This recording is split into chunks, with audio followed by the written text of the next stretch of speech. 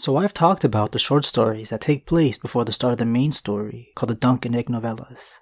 These 3 stories, also by George Martin, detail the early lives of King Aegon V and the future Lord Commander of his Kingsguard, Sir Duncan the Tall, before they became legendary figures in the lore. But I haven't talked about all the planned upcoming short stories that George Martin has been talking about for years, that have yet to be released. In 1998, The Hedge Knight was put out, by far the best of the 3 installments. 2003 saw the release of The Sworn Sword, and finally The Mystery Knight came out in 2010.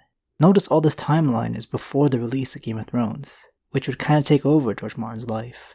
For years, George Martin has spoken about his intentions to continue the series of Dunk and Egg novellas.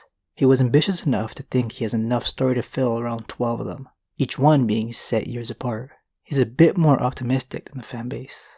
All the way back in 2006, Martin shared a bit of what would be later called the She-Wolves of Winterfell during a convention. I don't think he said whether or not it would turn into a short story. It was just one of his regular talks he gives during these things. But eventually, on his blog site, almost a decade later, it was announced the 4th installment would be included in an anthology book called Dangerous Women. That's always kind of been the business model behind the short stories, since they're far smaller than the books in the main A Song of Ice and Fire series. It makes a lot more sense to compile them with other short stories from different authors to release a more substantial book. This 4th Dunk and Egg story had a lot of us readers excited because it would take our main characters to the north and give us some insight of the Stark family from around 100 years in the past. She-Wolves was all set to be released, but then Dangerous Women came out in 2013 without a Dunk and Egg novella to be seen. At the time of this video's release, it's 2020, the year of the bullshit, and still no She-Wolves of Winterfell to be seen. So what happened?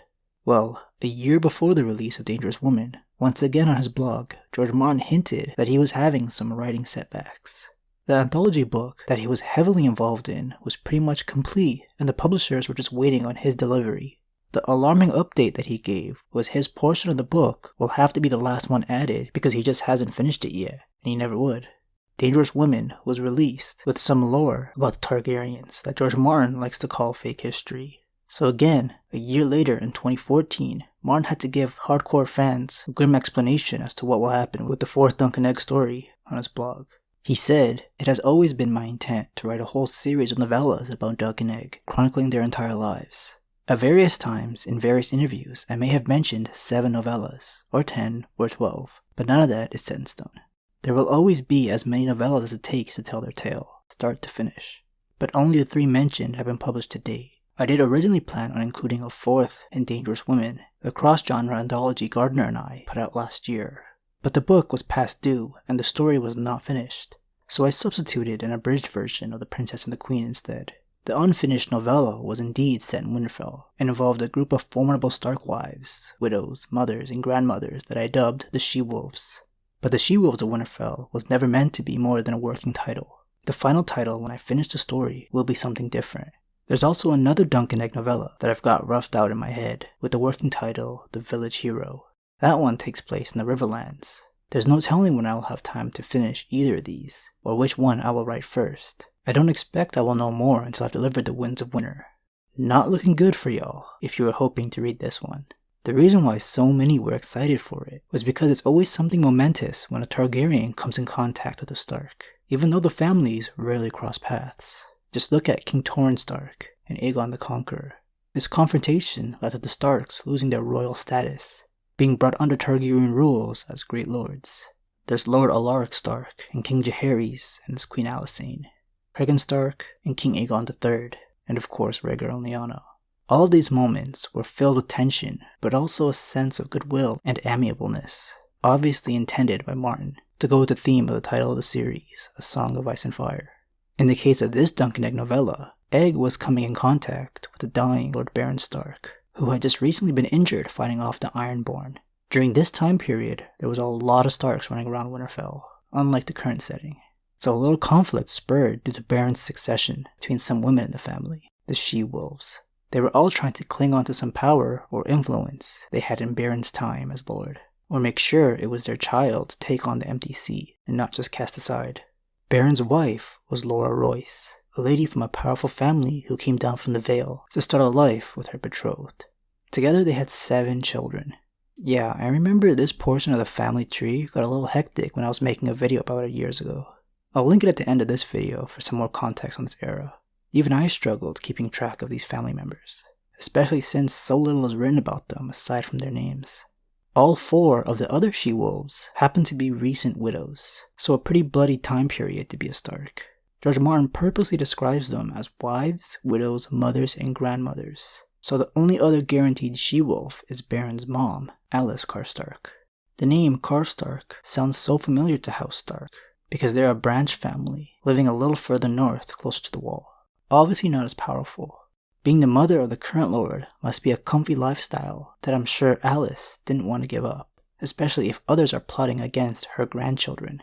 The only other lady I'm convinced is going to be one of the she-wolves is a character named Wyla Finn, a noblewoman from the north, who was the mother of Baron's older brother, but this older half-brother, named Lionel Snow, happened to be a bastard. The fact that George Martin bothered to include his existence in this crowded generation means he has something planned for the character. Lionel and Wyla were probably always cut out of the picture, but now with Baron dying so early into his reign, leaving only young children behind as his potential heir, this would be a good time for a bastard to make a move to put himself in a better position in life. The other 2 she-wolves could honestly be anyone in this era. Baron still had a living sister, his dead uncles had wives and children, but trying to fill in the final slots would just be baseless speculation on my part with so little info out. While it might be kind of fun, I would just be grasping at straws. We only know of these characters' names and their family ties to one another thanks to the supplementary book called The World of Ice and Fire. And that book had to fly through so many topics, so there wasn't an opportunity to delve in and flesh them out, aside from showing the Stark line of succession. Plus, it wasn't all written by the main man himself. Martin enlisted some help this time around to fill in the gaps that didn't need all his attention. But since we do know the line of succession, that does mean we know how this short story will end. Just like how it usually does, with the deceased's eldest son and heir being next up to rule. The novella will have to focus on other aspects to drive the plot for this one, which I'm cool with. And I know a lot of readers are looking for confirmation of Hodor's connection to Duncan the Tall, ever since Bran possibly saw Dunk in a vision kissing a woman at Winterfell. With Martin prioritizing the completion of Winds, I would guess he never really came far along with the writing process of She-Wolves, even though it seems solidified with its inclusion in an anthology book. Him saying he doesn't know which Dunk and Egg novella will be done first also raises some eyebrows. Don't hold your breath on this one, guys. Or even the 2nd volume of Fire and Blood that was supposed to conclude the Targaryens' history. Apparently that one won't even be worked on until the entire A Song of Ice and Fire series is complete. Yeah, don't wait up, people. If you do like reading the updates, I'll link Martin's blog in the description. Thanks for watching this one, guys. I'll see y'all in a bit.